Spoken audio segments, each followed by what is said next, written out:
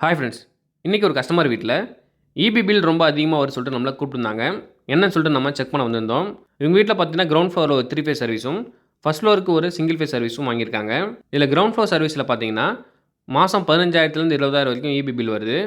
அதே போல் ஃபர்ஸ்ட் ஃப்ளோரில் இருக்கக்கூடிய சிங்கிள் ஃபேஸ் சர்வீஸில் பார்த்தீங்கன்னா மாதம் 10,000லேருந்து 15,000 வரைக்கும் இபி பில் வருது. ஆனால் இந்த 2 மீட்டருடைய யூசேஜும் பார்த்தீங்கன்னா ரொம்ப கம்மி தான். ஸோ இதுக்கு இந்த அளவுக்கு வந்து சார்ஜஸ் வந்து ஆகக்கூடாது. ஸோ இதில் மெயினான விஷயம் என்னென்னு பார்த்தீங்கன்னா, நம்ம சிங்கிள் ஃபேஸோடைய அவுட்புட் ஃபியூஸ் கேரியர் நம்ம ரிமூவ் பண்ணிட்டோம். ஆனால் ஃபியூஸ் கேரியர் நம்ம ரிமூவ் பண்ணியுமே பார்த்தீங்கன்னா, நியூட்ரலில் வந்து நம்மளுக்கு 1 ஆம்ப்ஸ் கிட்ட கரண்ட் வந்து எடுக்குது.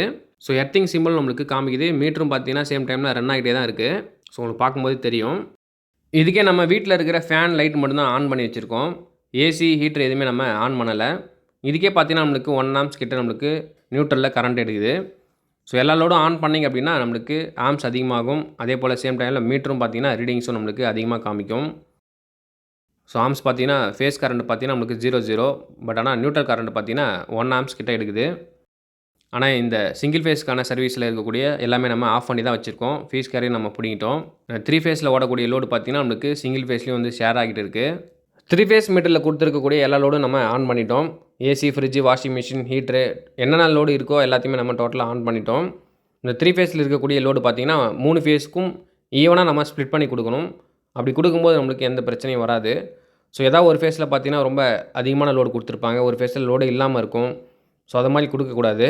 ஸோ இந்த வீட்டில் பார்த்திங்கன்னா ஒரு ஃபேஸில் 9.7 ஆம்ப்ஸ் எடுக்குது, இன்னொரு ஃபேஸில் பார்த்திங்கன்னா 17.5 ஆம்ப்ஸ் எடுக்குது, இன்னொரு ஃபேஸில் பார்த்திங்கன்னா 0.023 ஆம்ப்ஸ் தான் எடுக்குது. அதாவது ஒரு ஃபேஸில் லோடே இல்லை.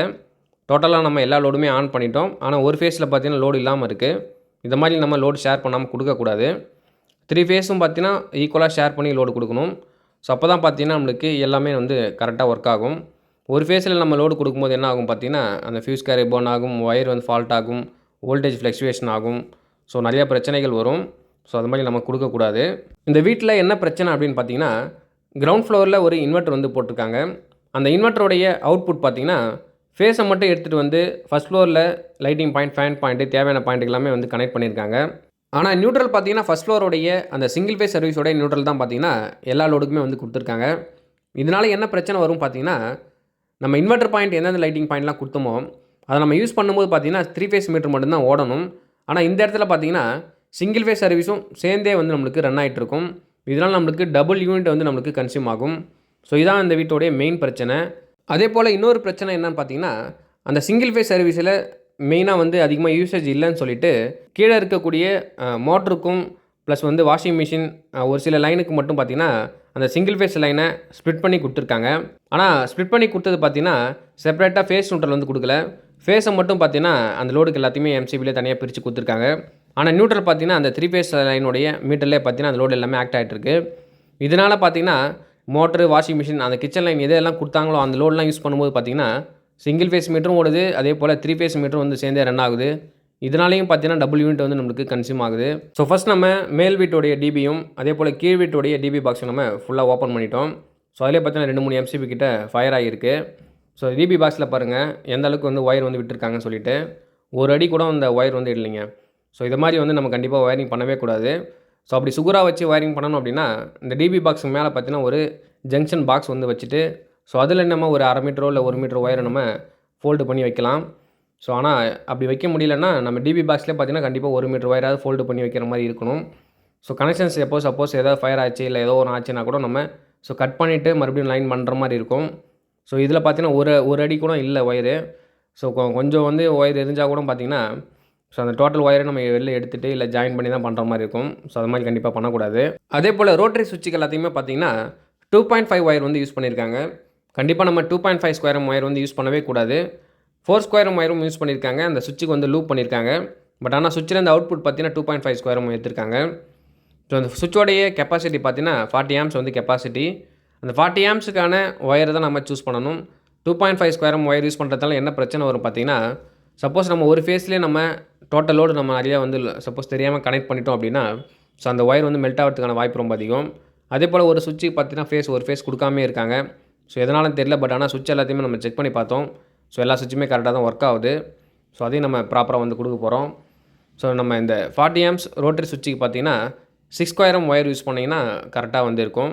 இந்த ரோட்டரி சுவிட்ச் எதுக்காக பயன்படுத்துகிறோம் அப்படின்னு பார்த்தீங்கன்னா, 3 ஃபேஸ் சப்ளை நம்ம வீட்டுக்கு வாங்கியிருந்தோம் அப்படின்னா, சப்போஸ் ஏதாவது ஒரு டைமில் 2 ஃபேஸ் வந்து நம்மளுக்கு கட் ஆஃப் ஆகும். இல்லை ஒரு ஃபேஸ் வந்து கட் ஆஃப் ஆகும்.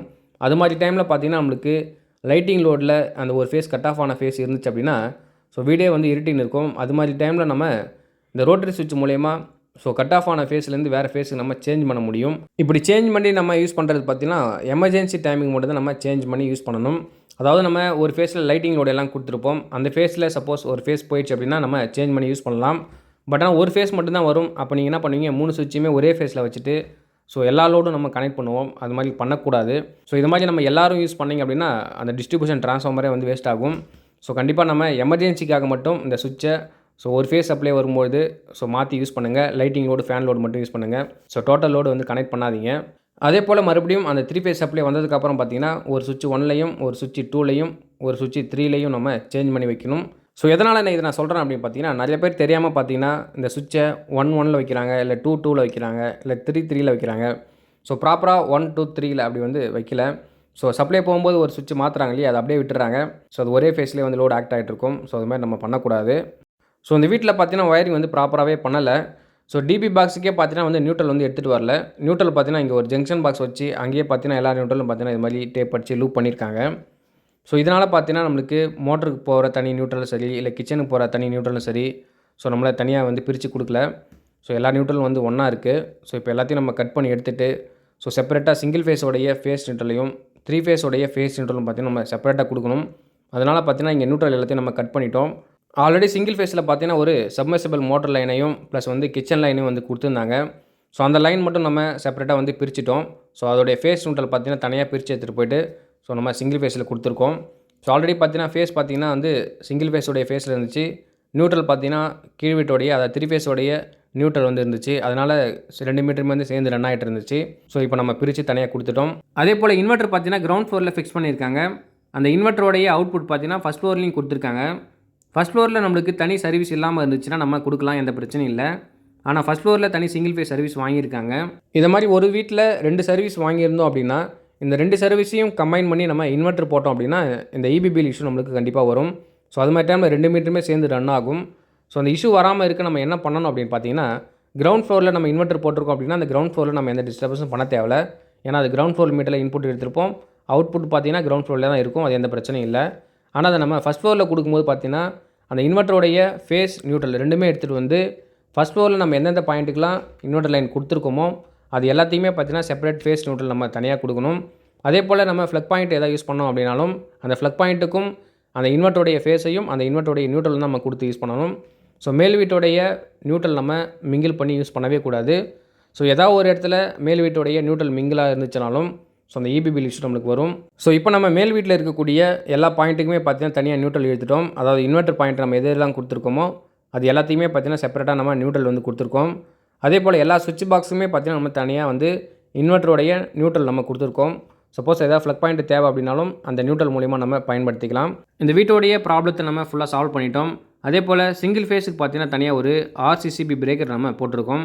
எதனால் இந்த ஆர்சிசிபி பிரேக்கர் போட்டிருக்கோம் பார்த்தீங்கன்னா, சப்போஸ் ஏதாவது லீக்கேஜ் ஆச்சுனாலும் நம்மளுக்கு ட்ரிப் ஆகும். அதே போல் 2 சர்வீஸ் இங்கே இருக்கிறதுனால ஏதாவது ஒரு இடத்துல மிங்கில் இருந்தாலும் நம்மளுக்கு இந்த ஆர்சிசிபி போட்டோம் அப்படின்னா கண்டிப்பாக தெரிஞ்சிடும். இந்த ஆர்சிசிபி இருக்கும்போது நம்ம இந்த 2 சர்வீஸையும் மிங்கிள் பண்ணி எந்த லோடும் நம்ம கனெக்ட் பண்ண முடியாது. மெயினாக அந்த ரீசனுக்காக தான் நம்ம ஆர்சிசிபி போட்டிருக்கோம். இந்த வீடியோ உங்களுக்கு கண்டிப்பாக யூஸ்ஃபுல்லாக இருக்கும்னு நினைக்கிறேன். இந்த வீடியோ உங்களுக்கு பிடிச்சிருந்தா லைக் பண்ணுங்கள். இந்த வீடியோவை உங்கள் ஃப்ரெண்ட்ஸ் அண்ட் ஃபேமிலிக்கு ஷேர் பண்ணுங்கள். மறக்காமல் நம்ம சேனலை சப்ஸ்கிரைப் பண்ணுங்கள். மீண்டும் அடுத்த ஒரு வீடியோவில் சந்திப்போம். நன்றி, வணக்கம்.